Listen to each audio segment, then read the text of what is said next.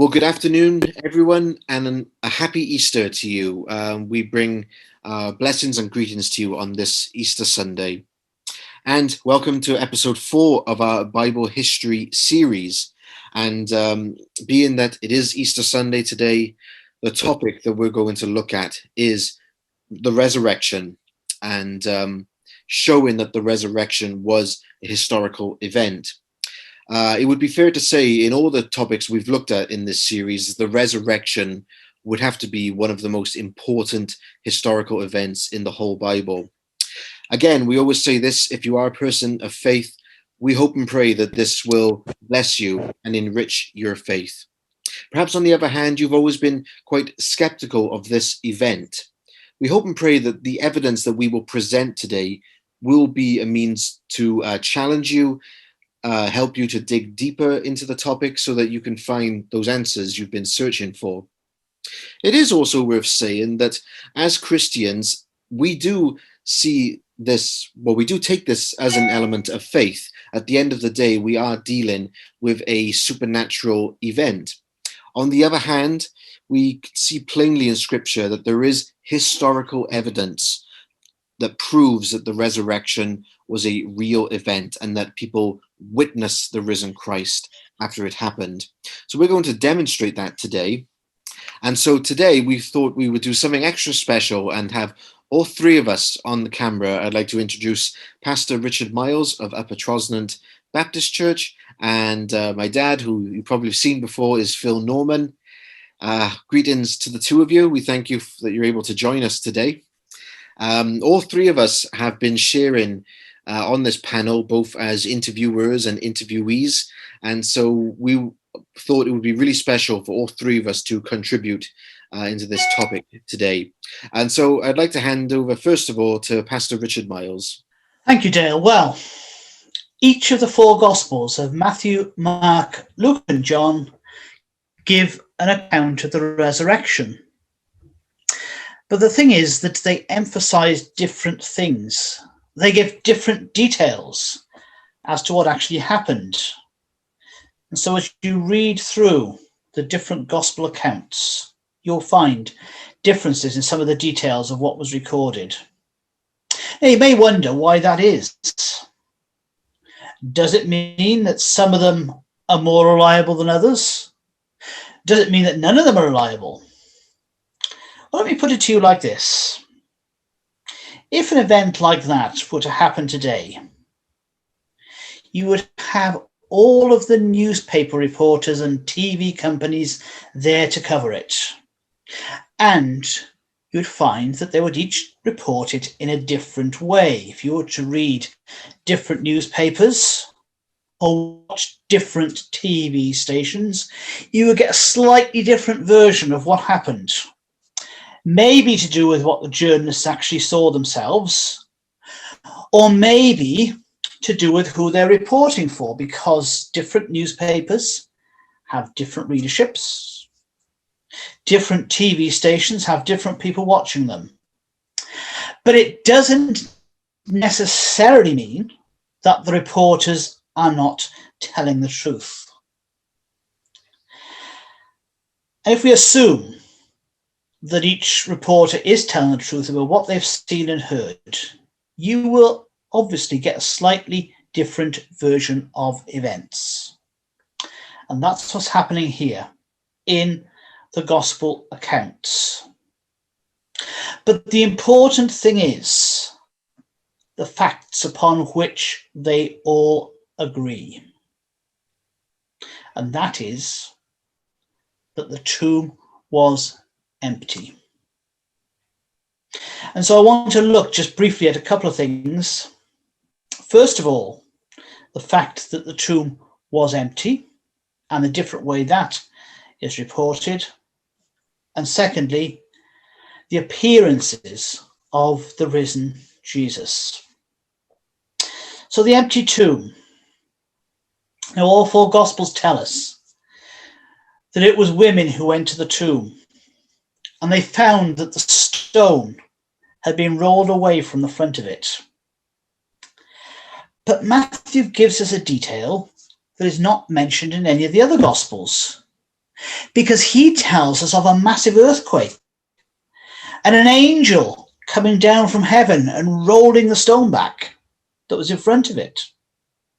Now, Mark, Luke, and John don't mention the earthquake, but all of them tell us that the stone had been rolled away and the tomb was empty. Now, the fact that Matthew reported the earthquake and the others did not doesn't cast doubt upon the fact that it happens. It was just that the others didn't mention it. I mean, maybe they genuinely didn't know that it happened if they weren't there when it actually happened. They may not have realized, after all, there was no 24-hour news service in those days for them to watch. But as I said before, we emphasize that they all agree that the tomb was empty. But then secondly, when it comes to the appearances of the risen Jesus, now, Matthew, Luke, and John tell us the risen Jesus appeared to different people. All of them tell us that Jesus appeared to women and to the disciples. And again, they report in different ways how that happened. But the resurrected Jesus was seen by women and Jesus' disciples. But in Mark's gospel, we simply read the tomb was empty. He doesn't say that Jesus appeared to people. Now, just because Mark doesn't say that doesn't mean it's not true. Or for that matter, it doesn't mean that Mark didn't believe that Jesus appeared to people. Because Mark may well have been one of the many who saw the resurrected Jesus. No, Mark had a particular purpose in writing as he did. And Phil is going to tell us a bit more about that now. Thank you, Phil. Thank you, Richard. Mark's gospel is a fascinating gospel for many reasons. It's much shorter than the other three, and as you read it, you can see it moves along very, very quickly. But as has just been stated, Mark has a story at the end which talks about an appearance, but yet we know now from the manuscripts that we have, and we have so many, that verses 9 to 20 must have been added later. And so many Christians have said and have questioned, why did Mark have such an abrupt ending if it ends after verse 8 with the women seeing the empty tomb, being bewildered, being afraid, running from the tomb and telling no one, and there it ends. And so a lot of Christians, a lot of people in general, have thought that Mark's gospel was so abrupt that they needed to add these other verses. Now, as I say, we know from history that the earliest and the most reliable Greek New Testament texts do not have the verses 9 to 20. In fact, people like Eusebius and Origen and Clement of Alexandria, for example, and many others, they make no mention of these verses at all. In fact, it would seem that they knew nothing at all about these extra verses. So why were they included? Why did someone feel the need to include these extra verses which were not a part of the earlier Greek texts? Now, many Christians throughout the centuries have come up with all sorts of ideas that maybe this part of the gospel got lost, or maybe Mark could have died, and all sorts of speculations came to the minds of these people, and then they began to circulate. So the question was Mark deficient? Did it end in such an abrupt way? Was it intentional, or was it an error? Actually, I believe it was intentional. I think Mark's so-called abrupt ending was intentional because I think he wanted to portray Jesus in a way that would demand incredible faith. He intentionally included the obvious human failure of women who was fearsome, who was disobedient maybe in response to the gospel. We ourselves could be the same even today. But I believe you don't have to see the risen Jesus to believe that he is risen. You see, Mark's gospel is a beautifully interwoven gospel with the other gospels. The harmonization is wonderful. He's telling the same story perfectly. He's saying that Jesus died. He tells us that Jesus was buried. And he tells us that he was raised on the third day. So look what Mark says. He tells us the stone was rolled away. The angel told him that Jesus is risen. He would meet them in Galilee. Exactly the same story that we find in the other three. The only obvious response to this message, then and now, all of us should be willing to be obedient and to go on that journey of incredible faith. And we too will encounter the risen Christ because of his promises. Maybe we should have expected this amazing ending all along, because Mark says himself, the good news of Jesus Christ. The obvious question would be, how could it be good news unless Jesus is risen?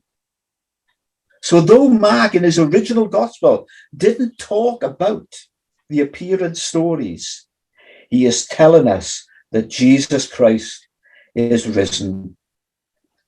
Yes, Mark's ending was intentional, and nothing about it was deficient, because it invites us into an experience participating in the spread of this good news. And then, of course, we got Paul's letters, which confirm that, and these were written much earlier than Mark's gospel. But I'm going to let Dale take that story up a bit further.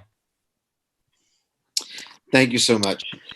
Yes, we see that not only do we have the witness of the stone being rolled away and the apostles and the women seeing Christ's body physically, but we would see later that this would carry on then into the time of the book of Acts. And just coming to Paul's words now, first thing I think we have to consider is what power was it that transformed Paul's life on the road to Damascus in Acts chapter 9? If Christ had not risen, that event would not have happened. And so we have the evidence again that Paul witnessed the risen Christ in that moment. But then Paul writes about this in 1 Corinthians 15. And I think it would be very beneficial for all of us if I just actually read it so that you can hear the Bible speak for itself. In 1 Corinthians 15, starting at verse 12, it says this: "But if it is preached that Christ had been raised from the dead, how can some of you say that there is no resurrection of the dead? If there is no resurrection of the dead, then not even Christ has been raised. And if Christ had not been raised, our preaching is useless, and so is your faith. More than that, we are then found to be false witnesses about God, for we have testified about God that he raised Christ from the dead." Paul is telling us here very plainly that if the resurrection is not true, then our faith may as well go out the window.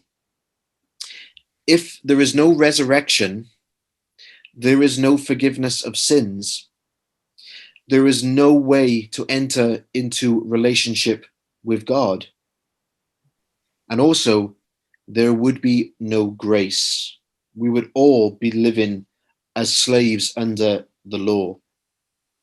But Paul clearly tells us that Christ did indeed rise from the dead, and that there were eyewitnesses of this account and of this event. And then the last thing I'd like to say is that it does seem that the resurrection, that message, was the core of the apostles' preaching. And just very briefly, in Acts chapter 4, verse 2, Peter and John say that people were greatly disturbed because the apostles were teaching people, proclaiming in Jesus the resurrection of the dead. And then later on in chapter 5, verse 30, it says, the God of our ancestors raised Jesus from the dead, who you killed by hanging on a cross. And it does seem to me that the apostles focused more on the resurrection than perhaps the crucifixion, which I know may sound quite the opposite from what we may hear today. But it's just worth saying that the apostles witnessed this event, and that was the core message of their teaching.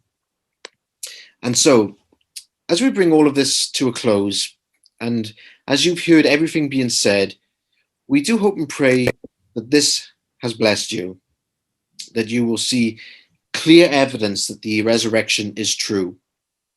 Yes, we take it by faith, but we do have the historical records. As someone who is maybe searching for Christ, I hope and pray that this has helped you also. Please also stay tuned for our weekly Wednesday messages.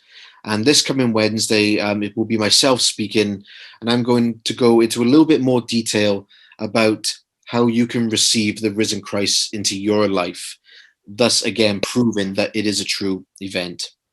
Well, thank you very much for watching, and have a great Easter. Thank you.